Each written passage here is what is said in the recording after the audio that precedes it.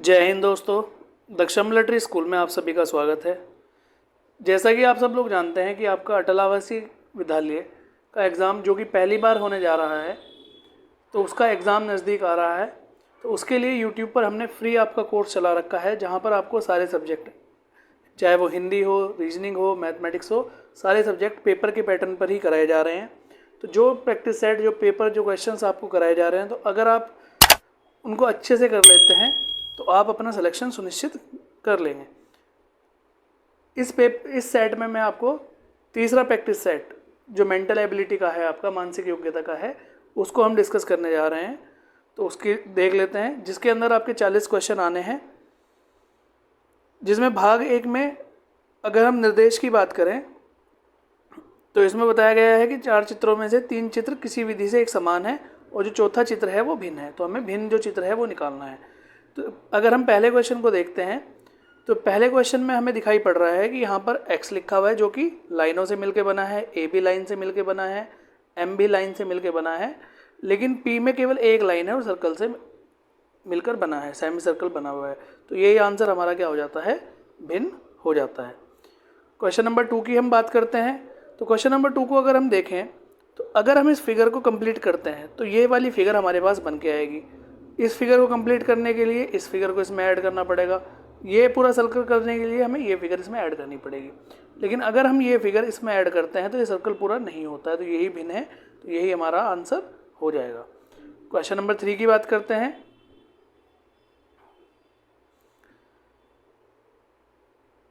Question number 3 को अगर हम देखें तो यहाँ पर क्या दिया हुआ है कि जो चतुर्भुज, ये जो ट्राइंगल है, ये अगले फिगर में बाहर निकल के आ जाता है।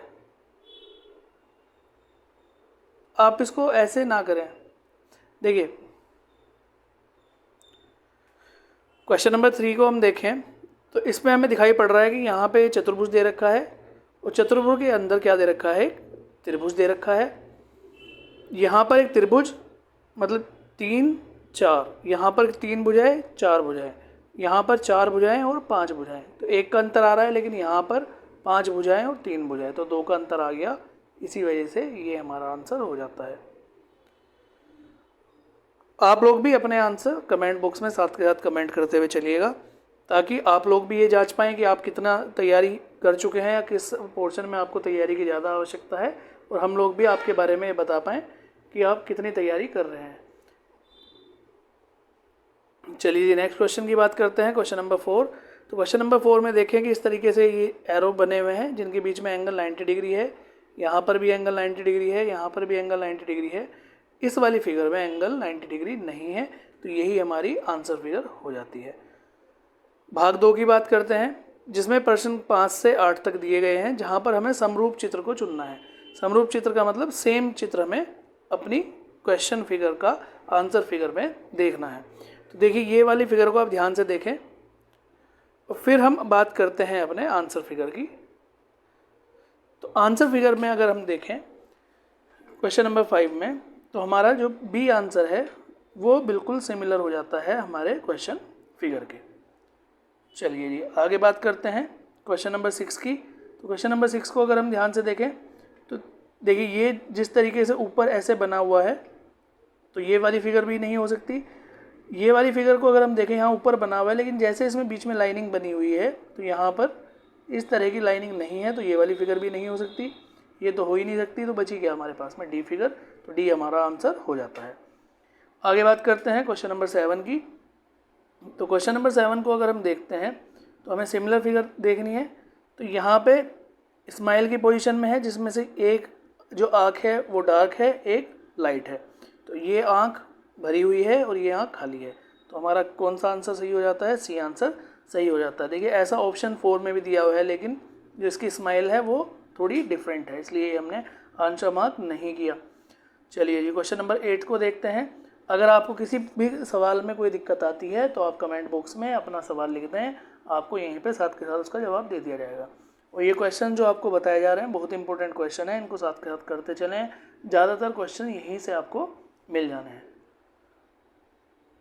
देखिए अगर हम क्वेश्चन नंबर 8 की बात करते हैं तो इस फिगर को अगर हम ध्यान से देखें तो यहाँ पर ये कलर है, तो कलर केवल 2 में ही दिया हुआ है, तो ये दोनों फिगर तो हो ही नहीं सकती।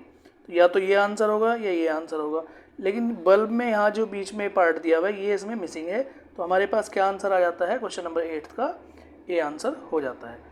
भाग 3 की बात करते हैं। भाग 3 में 9 से 12 तक क्वेश्चन दिए गए हैं, जिसमें एक भाग लुप्त दर्शाया गया है, तो हमें वो लुप्त भाग खोजना है और अपना आंसर फिगर कंप्लीट करनी है। तो क्वेश्चन नंबर 9 को अगर हम देखें तो देखिएगा यहाँ पर ये एक त्रिभुज बना हुआ है इस तरीके से, तो सेम त्रिभुज हमें इस साइड बनाना पड़ेगा, ये बिंदु यहाँ पर लगाना पड़ेगा। जिस तरीके से ये त्रिभुज की रेखा सीधी है, यहाँ पर भी हमें सीधी रेखा खींचनी पड़ेगी, और जिस तरीके से ये यहाँ पर बना हुआ है फिर ऐसे बना हुआ है, तो ये वाली फिगर हमें देखनी है कहाँ पर बनी हुई है। तो क्वेश्चन नंबर 9 में अगर हम देखें तो ये वाली फिगर हमारी सी ऑप्शन में बनी हुई है, सी ऑप्शन हमारा क्या हो जाता है, करेक्ट ऑप्शन हो जाता है। क्वेश्चन नंबर 10 में अगर हम देखें तो प्रश्न आकृति को आप सब ध्यान से देखिएगा। तो प्रश्न आकृति को जब हम देखते हैं तो हमें क्या दिखाई दे रहा है, तीर दो हमें क्या दिखाई दे रहे हैं, सीधी तरफ से निकले हुए और दो बिंदु, तो ये कौन से ऑप्शन में दिया हुआ है, 10वें का हमारा बी ऑप्शन करेक्ट हो जाता है, केवल बी ऑप्शन में ऐसा दिया हुआ है। क्वेश्चन नंबर 11 की बात करते हैं। तो 11 को अगर हम देखें तो हमें क्या आंसर फिगर में बनाना है, देखिए सर्कल पूरा होना चाहिए, यहाँ से ये जो हमारी आकृति है ये पूर्ण रूप से होनी चाहिए, और यहाँ पे ये हमारा पूरा रूप से होना चाहिए। तो ऐसी फिगर कहाँ दी हुई है, अगर हम ध्यान से देखें तो ए ऑप्शन में ये फिगर दी हुई है, तो हमारा ए आंसर करेक्ट हो जाता है। चलिए जी आगे बात करते हैं क्वेश्चन नंबर 12 की। प्रश्न आकृति को ध्यान से देखिएगा और सब लोग अपना जवाब फटाफट कमेंट बॉक्स में टाइप करिएगा। देखिए वहाँ भी आपको कंपटीशन ही देना है बच्चों, तो यहाँ भी हम आपकी तैयारी उसी तरीके से करा रहे हैं। तो जो सबसे पहले आंसर दे पाएगा तो आप समझ जाइए किसका सिलेक्शन होना चाहिए और किसका नहीं होना चाहिए। तो क्वेश्चन नंबर 12 की हम बात कर रहे हैं।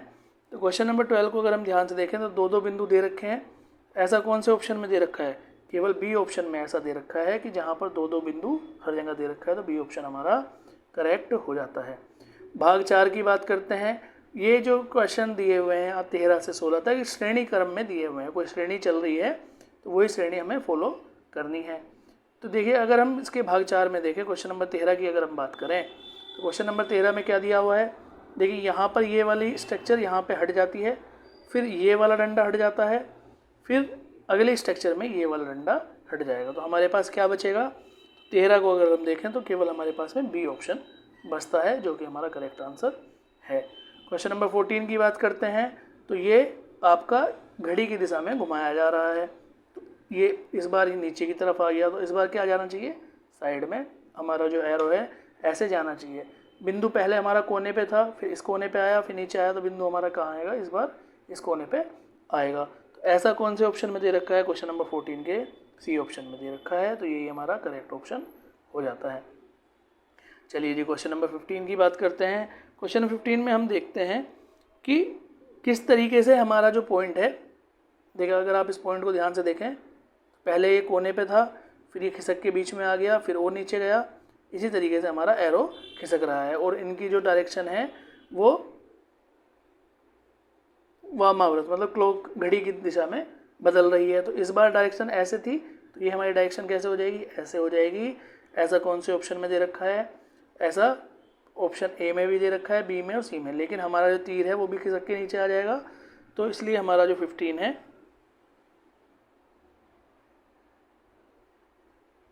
ये सर्कल भी हमारा नीचे खिसकना है, तो 15 का हमारा ए ऑप्शन करेक्ट हो जाता है। चलिए जी नेक्स्ट बात करते हैं क्वेश्चन नंबर 16 की। तो 16 में अगर हम देखें तो चाबी की आकृति दी हुई है, यहाँ पर एक डंडा है, यहाँ पर दो आ गए, यहाँ पर 3 मुंह आ गए, तो हमें ऐसी आकृति चाहिए जिसमें कि 4 मुंह दिखा रखे हों और उसकी दिशा भी परिवर्तित हो रही हो। तो क्वेश्चन नंबर 16 का हमारा ऐसा कौन से फिगर में दिया हुआ है, ऐसा हमारी पहली की फिगर में दिया हुआ है, तो यही हमारा करेक्ट ऑप्शन हो जाता है। क्वेश्चन नंबर 17 से 20 की बात करें तो यहाँ पर कह रहा है कि प्रश्न चित्र में एक निश्चित संबंध है, जिस तरीके से पहले का संबंध दूसरे से है उसी तरीके से हमें दूसरे का तीसरे का संबंध चौथे से बताना है। तो यहाँ पर अगर आप देखें तो ये क्या कर रहा है, यहाँ पे ई का इसने उल्टा करा, मतलब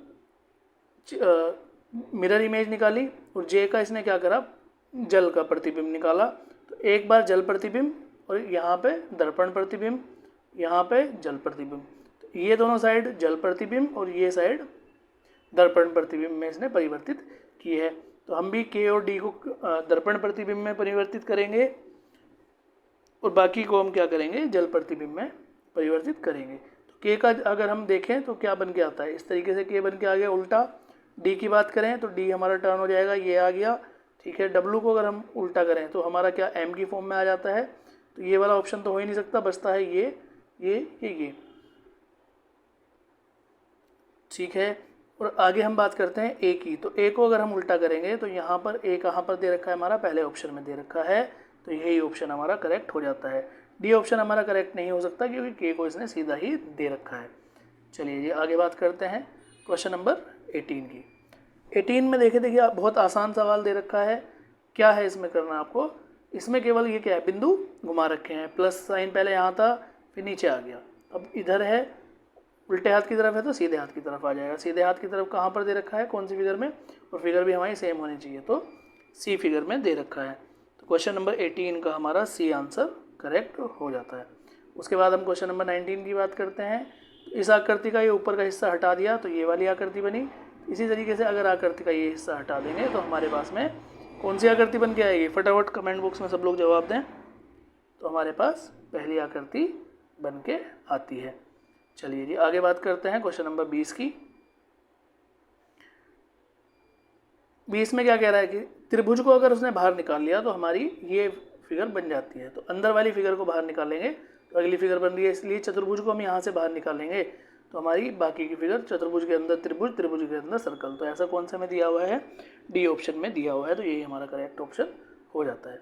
चलिए जी भाग 4 की बात करते हैं। 21 से 24 तक प्रश्न दिए गए हैं और यहाँ पे हमें क्या करना है, ज्यामिति चित्र पूरा करना है। तो अगर हम इस फिगर को देखें तो इस तरीके से हमें पूर्ण रूप से ज्यामिति चित्र ये पूरा करना है, पूरा रेक्टेंगल बनाना है ऐसे करके। तो ऐसी फिगर हमें कहाँ दिखाई दे रही है, तो अगर हम इसको ध्यान से देखें तो हमें बी ऑप्शन में ऐसा प्रतीत हो रहा है कि ये हमारा कंप्लीट फिगर को बना देगा। तो इसलिए हमारा बी ऑप्शन क्या हो जाता है, करेक्ट हो जाता है। क्वेश्चन नंबर 22 की बात करते हैं।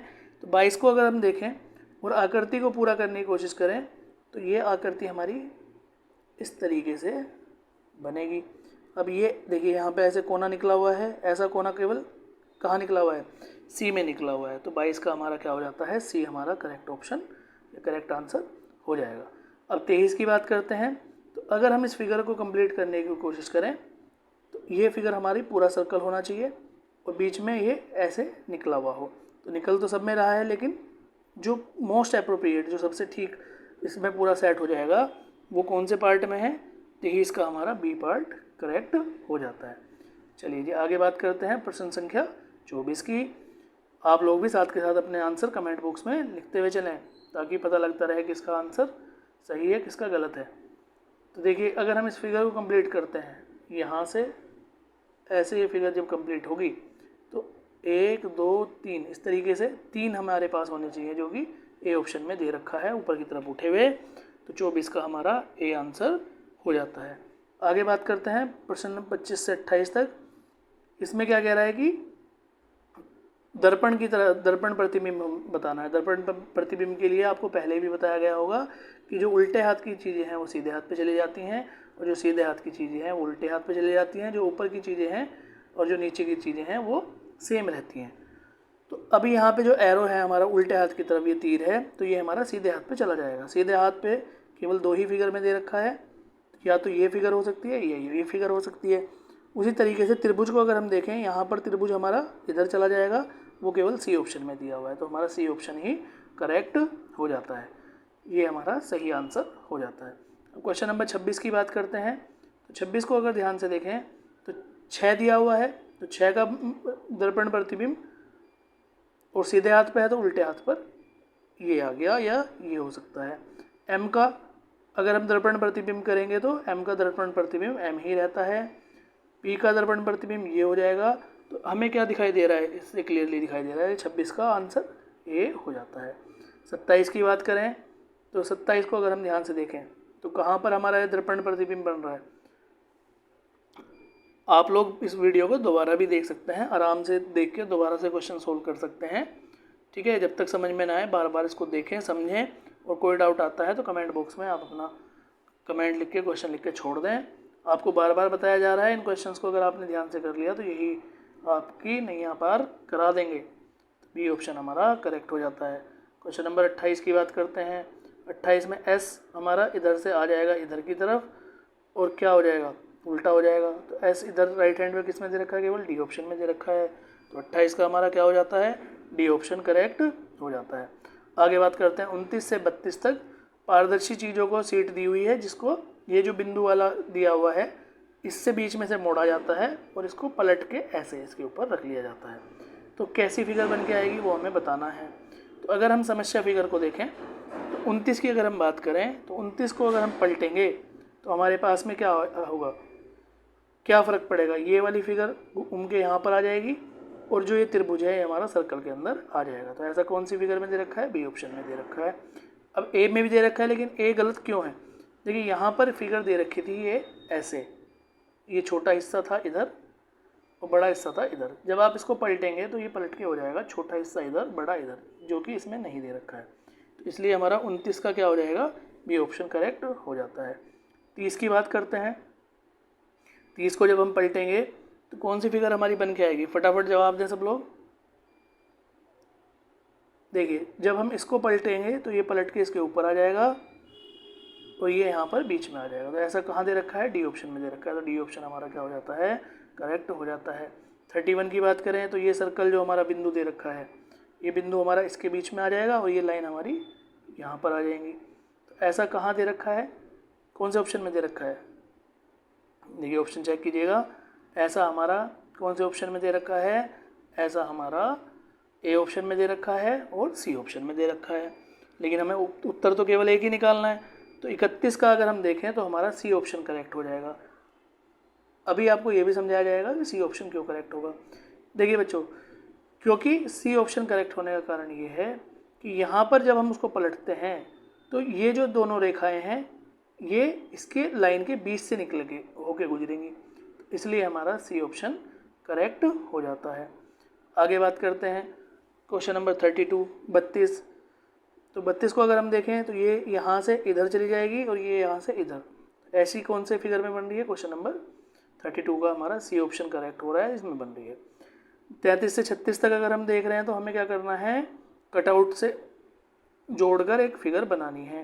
तो इन कटआउट को अगर हम जोड़ते हैं तो क्वेश्चन नंबर 33 को अगर हम देखें ध्यान से, तो जब हम जोड़ेंगे इसको तो 1 2 बड़े त्रिभुज, तो बड़े त्रिभुज, ये इससे छोटा त्रिभुज, फिर ये यहाँ पर आ गया। तो हमें आप इसको काउंट करेंगे तो पहला ही आंसर आपका, पहला उत्तर हो रहा है।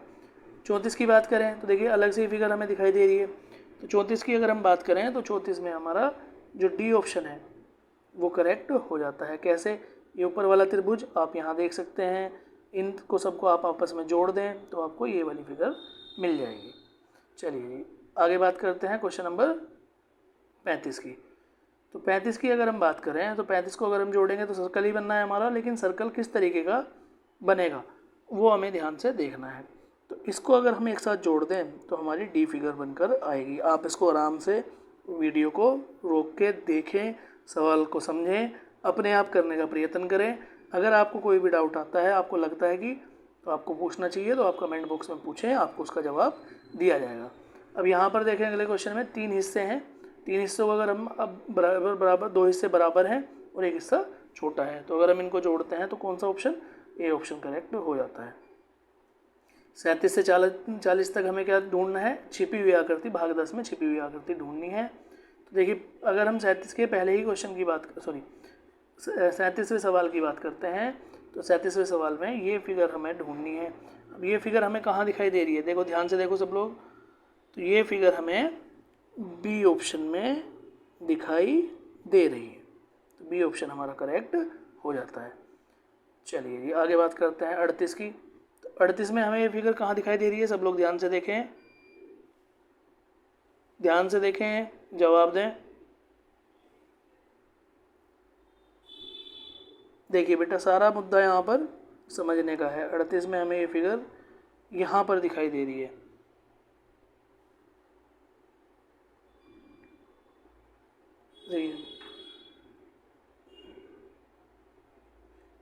ये ऐसे, यहाँ पर आपकी ये फिगर बन रही है, तो 38 का हमारा सी ऑप्शन करेक्ट हो जाता है।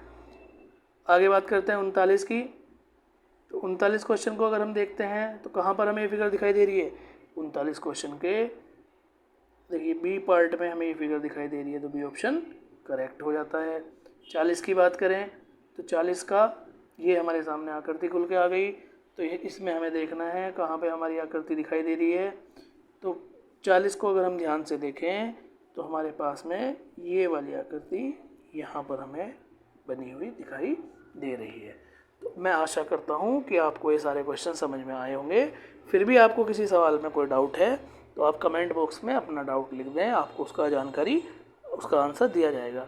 आपको किसी भी सब्जेक्ट में कोई भी डाउट आता है तो आप अपना क्वेश्चन, अपना डाउट कमेंट बॉक्स में छोड़ दें, आपको उसकी जानकारी दी जाएगी।